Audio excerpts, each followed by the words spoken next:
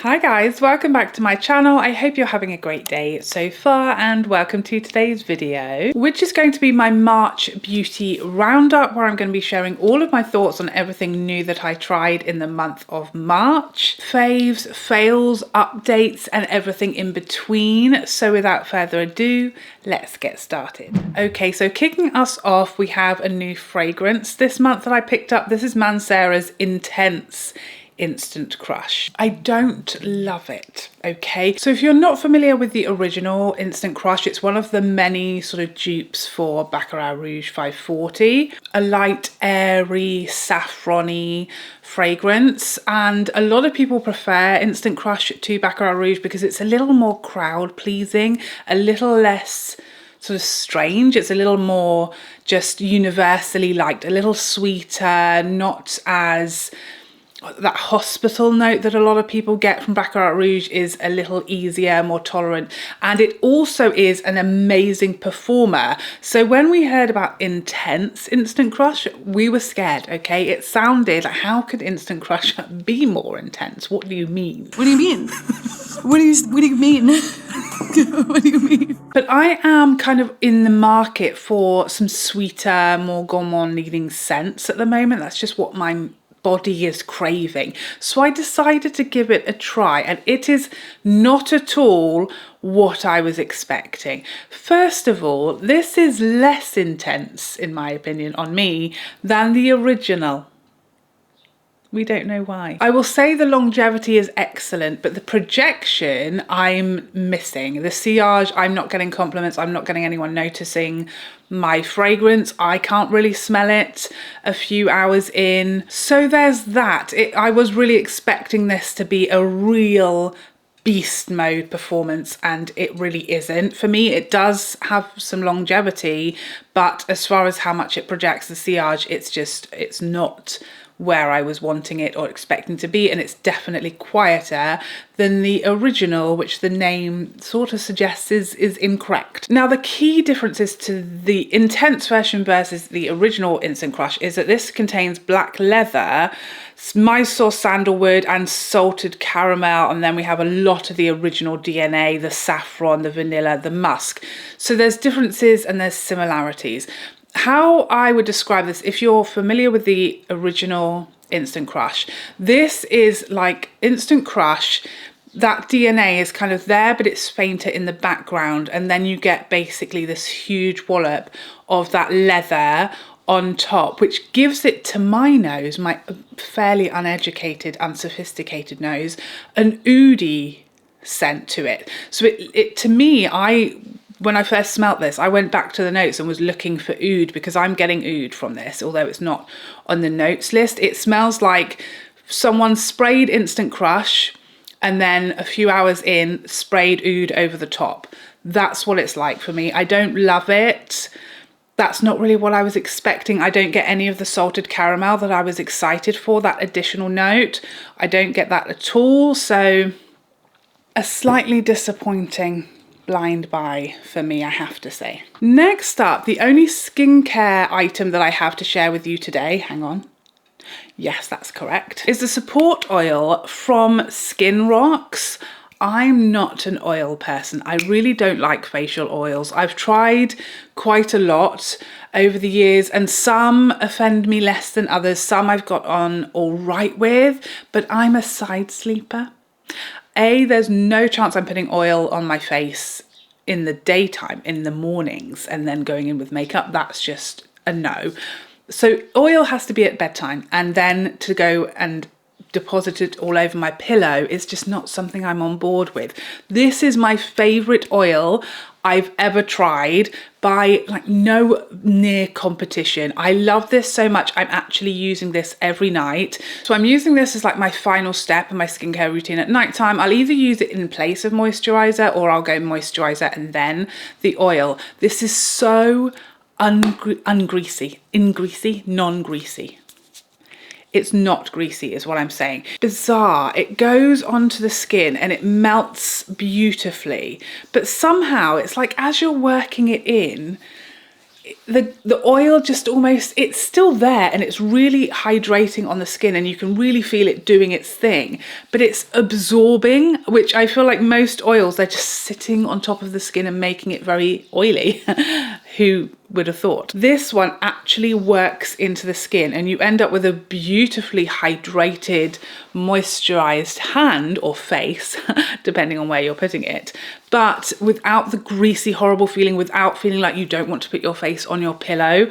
I've been absolutely loving it. And then I wake up in the morning without my skin feeling dry and parched. I wake up feeling fresh and ready for the day after I've had 2 coffees as well. Okay, it's not a miracle. So I was very, very happy with that. The first time I've tried it, it was gifted to me, I think as a part of, was it a Mother's Day, like little combo?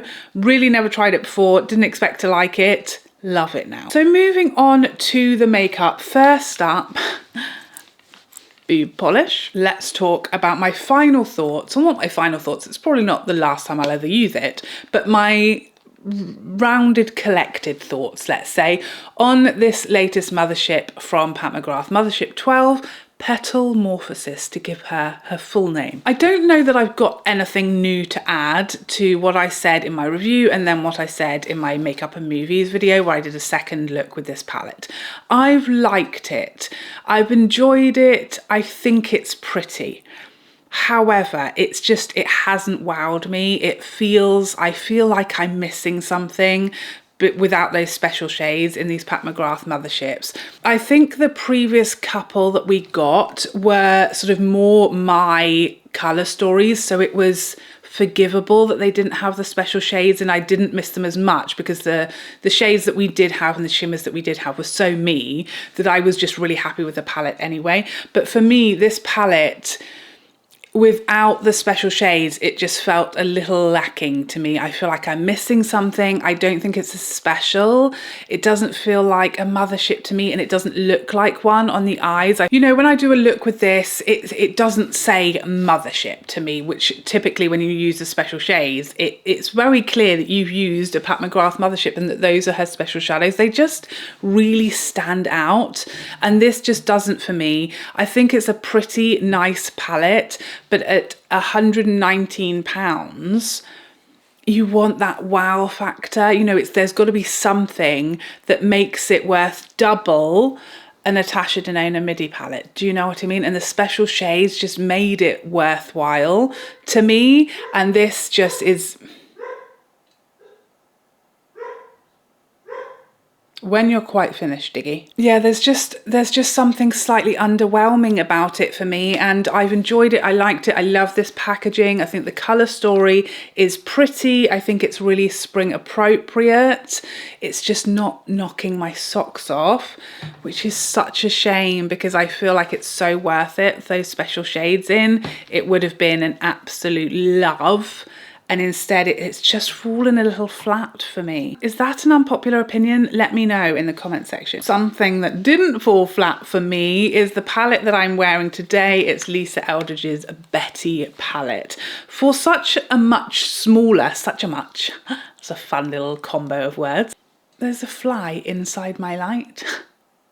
Who said you could go in there? Very distracting, I'm so sorry. For such a small little tiddler of a palette, this is just so special, so unique, so flaming pretty. Sorry, I went a bit Artful Dodger there. I mean, today I decided to use my least favourite shade on paper, this sort of coppery, very warm tone shade up here, almost sort of orangey copper. That's just like my least favourite shades. I don't like coppers in my eyeshadow palettes. They're my least used and liked eyeshadow colour. So I really have not touched this shade. And then today I thought, you know what, so that I can give my final thoughts having used this shade, I'm going to use it today. And guess what? It works beautifully. It's so flipping pretty. I feel like it really brings out the blue in my eyes because it is, you know, that opposite, that sort of orange on the colour wheel family. And then I put a couple of the purplier shades on towards the front and the inner corner of my eye, and I just think every look I do with this palette is so pretty. Every single look, regardless of the combination or the shades that I use from here, it's just the prettiest look I've ever done. I find it so spring perfect, so pretty, so elegant, so fun. I actually used this on my daughter. My daughter asked me to do some makeup on her for Mother's Day because she's, you know, she's about to turn 11 literally any day now. I like to do her makeup when she asks me, which isn't very often, but when she does, I like to do it very age appropriate, really light and fun and natural and just pretty and soft, and not trying to, you know, make her look like she's 25. And so all I did is I just took a bit of this shade in the middle, which is sparkly, and I just patted it on her lid, and it just was so pretty and understated and just but still fun, and she just loved it. I just literally think this palette is just made for everybody. It will work on you whether you're 10 or 110 and everybody in between. It's just, it's fun, but it's wearable and it's soft and it's pretty and it's elegant and it's everything an eyeshadow palette could be. And in 6 shadows, it sort of wows me and gives me something more special than this one does. And then we have the middle palette of the children from this month. I think there's only 3, yes, 3 eyeshadow palettes this month. And third of all, we're going to talk about Natasha Denona's Bloom, which I would say if I was ranking these palettes, this would be number 2. Of course, Betty number 1. The Pat McGrath Mothership would be in 3rd place. I just love these colour stories. Peachy corals, yes please, for spring.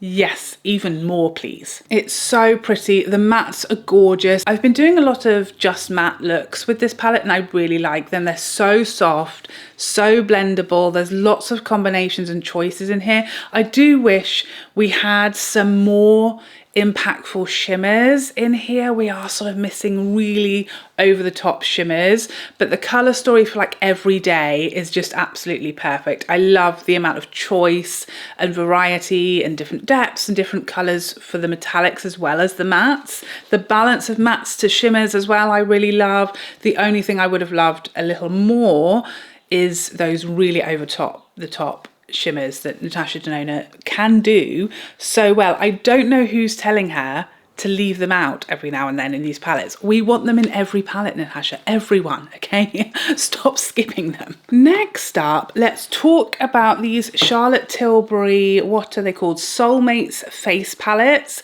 So I didn't use either of these today. I used another blush I'm going to talk about in a moment, but I did use the powder. Now I think we've said all we can say about the packaging. It's very, someone said in one of my videos, I think that this is Marmite, and that's exactly what it is. I've literally got equal people saying they just absolutely love it, how cutesy it is. It's Polly Pocket for grown-ups. It's just very fun and girly and pretty and they love it. And then there's as many people just absolutely loathing it. So it's Marmite. You'll either love it or you hate it, depending on just your personal preferences.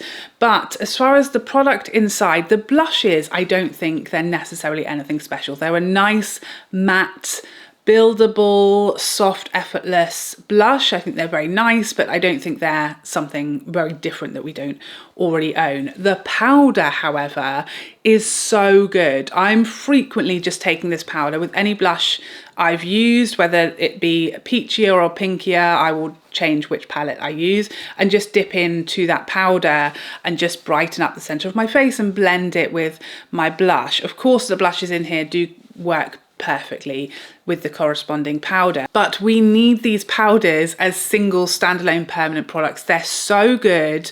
I'm really dipping into the powder in these really frequently, and it just gives a beautiful soft focus, really perfectly blended seamless transition from a nice brightened under eye into your blush, really diffused and pretty. And I'm just loving that powder and using it all of the time. The component doesn't bother me. It's very nice and streamlined, and actually the weightiness of it and everything feels quite luxurious to me. The powder is amazing, and I think we need that in singles, more shades for different skin tones, but it's excellent. So that for me is the standout of the collection. As far as the lipsticks, they weren't new formulas, just new shades, so not a huge amount of new to add other than the colours. But my absolute favourite is Naughty Talk. It's just the perfect everyday easygoing nude with a gorgeous satin finish, a bit of a glow but not glossiness, wear really beautifully. They're creamy and buttery on the lips. Again, they have the sort of cutesy heart on the end, so you'll either love that probably or hate it, but it's not as noticeable as that is on the compacts, so it's not, you know, as offensive if you don't like it at all. And I don't know, maybe you could get that off somehow. I'm not going to try, but you could. But this is my favorite lipstick from the collection. As I said, not new formulas, but a lovely new, like just perfect everyday nude. Lisa Eldridge also gave us a brown shade of her mascara, which I have to say is the best brown mascara I've ever tried. The color is just perfection. I also feel like this is such a great mascara for this time of year. I literally just went on the school run and my eyes were pouring. I had to go into the office to donate some uniform, and I'm not crying. I'm not crying. Honestly, I'm fine, because tears were just pouring down my face. I didn't have makeup on at that point, but it is, you know, it's that time of year where it's windy, the pollen is out, just assaulting us at all times. And so my eyes are watering most of the day, to be honest. So this is like my mascara of choice this time of year anyway, because it's so good at standing up to watery eyes. And if you might get some April showers, it's so good. It's so water resistant. I would say it's waterproof. I don't know why it's not waterproof, whatever the technical reasons behind it not being allowed to make that claim are, but this has never let me down, whether I've been crying, eyes watering, or in a rainstorm. It's amazing. So to have it in that softer, prettier, just less intense or harsh colour is so nice, and I think they've nailed the colour. We know Lisa nails colour theory every time. That's like her thing. So she's put all of her genius and all of her knowledge into this, and it is the perfect brown because it's not so light or soft that you feel like your lashes aren't impactful enough, or that they're sort of disappearing or invisible. You can see it, it's impactful, but just in this softer, prettier way, and it's so flattering with the Betty palette. It just works beautifully. This is the best brown mascara to have ever graced my lashes. I don't know about yours. Next up, we have this Hoola Wave Bronzing Balm. I used this for the first time in my Makeup and Movies video, and I was so pleasantly surprised by it. First of all, benefit, this packaging is far superior to the boxes that are so annoying. Please give us more of this. I love this packaging. It's pretty, it's understated, it's not bulky, but it's nice to look at with a nice size mirror. And this product is so nice. It blends so seamlessly. It's so natural. It feels like a powder, but it acts like a cream, although it wears beautifully as well, but it just melts into your skin and it's so natural. You can really build this up, or you can really blend it out seamlessly. I love the undertone of this shade. This is the medium deep shade. It's a warm bronzer, but it's a neutral warm, you know, it's not so orange or really, really too warm for my skin tone. It just is so natural, melts so beautifully into the skin, and then wears really, really nicely. This is absolutely going to get a lot of use from me. I'm already thinking this is going to be the bronzer that I take on holiday with me, because it's just perfect for travel. It's not going to break, it's not going to smash, it's nice and compact. I really liked it. I feel Benefit are really starting to thrive in 2025. Free poem. Next up, let's talk about this Armani mascara. I like it. I don't love it. I think we've been really spoiled. We've been really spoiled for mascaras so far this year, and keep it coming, because I can just never try enough mascaras. I love trying new mascaras, good ones, and at least. But there's been a lot this year, and I already have several that I absolutely love. So it's hard. You've got a lot to live up to, you cheeky young blood. So sorry. And I just don't think this one has risen to the top as much as I would have loved it to. I'm wearing the Gucci mascara today. I still think that is my favorite that has launched so far this year. This one is, I think it's a bit more volumizing, and the Gucci is a bit more lengthening and just has that fanned outness with some volume but not too much. I don't like that thicker, chunkier lash these days, and this is a bit thicker, chunkier lash. It's a nice mascara. It doesn't flake or smudge. It removes nice and easily. I like the wand. It's that rubberized wand that's really easy for lower lashes as well. There's a lot to like about it. It's just not as good as the Gucci. So for me, it's, you know, second place is the first loser. I'm so sorry, that was outrageously inappropriate and rude of me. Next up, what happened to my voice? Next up, I picked up a new shade of the Dior Glow Maximiser that launched this month. This is the shade Binoculars. Oh, it's on the back. That's why I couldn't see it. It's Flame. Flame. Now, I really liked my peachy shade that I got originally of this, but then I saw someone using this, I forget who, and it really tempted me because although this looks terrifying, on whoever I saw this on, it looked really subtle and pretty, and would you look at that? Look at it. Very nice and natural, blended out, peachy delight. I've got a few of these now. Peachy was my first one. I think that's still my favorite. This one, you do have to use it a bit with caution if you have a lighter skin tone. And I don't think it's as juicy. It's a little less like dewy for me, I think, this shade to the peachy shade, but it's really nice and soft and subtle, and it's that perfect like bronzed peach. Again, I'm already in my mind packing this for holiday, ready, because I just think it's perfect for holiday, this sort of shade. Again, you don't have to worry about your blush smashing in your suitcase. Really, really pretty, really enjoyed it. Not as scary and as intimidating as I thought. Next up, another mascara. I wasn't joking. They're everywhere. It's raining mascara and I'm just out there with my umbrella upside down catching them all like Mary Poppins.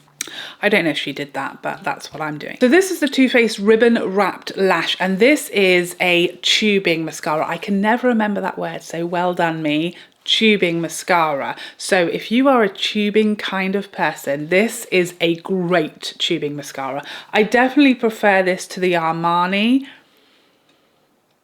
I don't think I prefer it to the Gucci. I'm still growing, this is quite new for me. I think I only got this week, so I'm still like making my 100% mind up, but I think the Gucci is just a bit more wow factor. Having said that, this is a really nice lengthening, lifting mascara with some volume, much like the Gucci. I just think the Gucci has a little bit more oomph to it, to this one, and I don't love this packaging. It's light, it looks quite young, and I just prefer the sort of more elegant luxury packaging of the Gucci, but a really nice mascara. And if you like a tubing mascara, this is an excellent one. It of course is very, very easy to remove. It obviously doesn't flake or smudge throughout the day, so again, a really good option if you have a watery eyeball. Chanel came out with some new shades, finally, of their exactly what they're called. Their Rouge Duo Ultra Tenue. So this is their liquid lipsticks where you get a liquid lipstick on one side and then the clear gloss on the other that locks it in and gives you that gorgeous glossy lip for an entire week. This is the shade Coral Pink, which is one of the new shades, and for me this is the new shade, okay? No questions asked. This is what we were missing from this whole collection. We didn't have any sort of softer, wearable shades that are sort of in the peachy coral family. Everything was either really bright or really dark, and this was exactly the shade I was missing from this collection, and I've been loving it so much.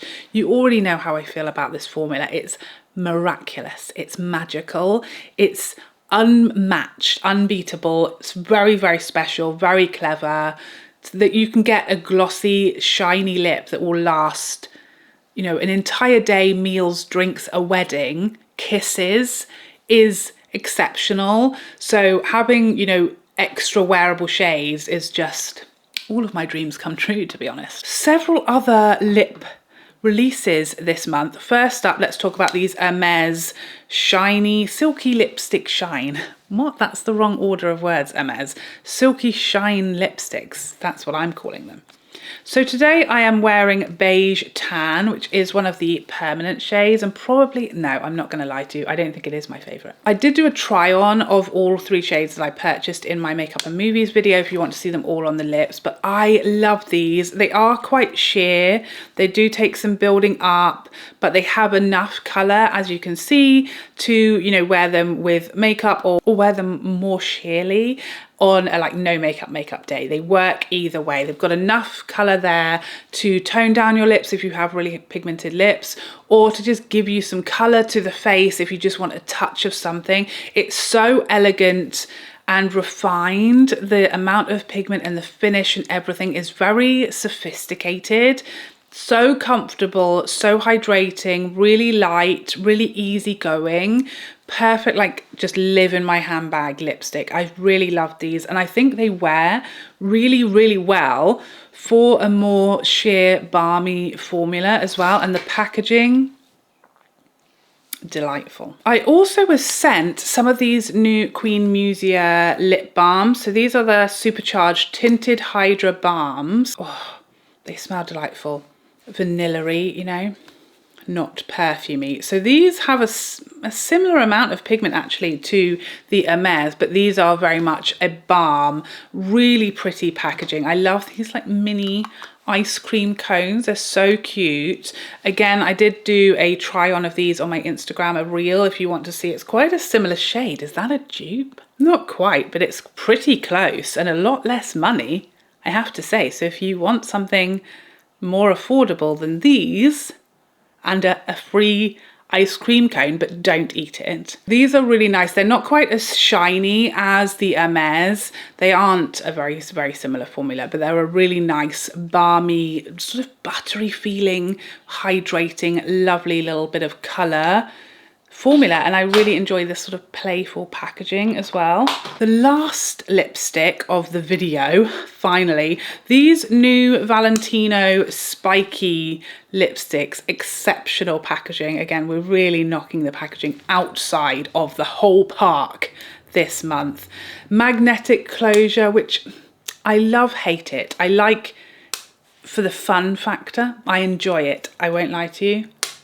That's something about that that's just fun to me. I don't love it when it comes to storing them. Very annoying because they start having little fallings out in my drawer.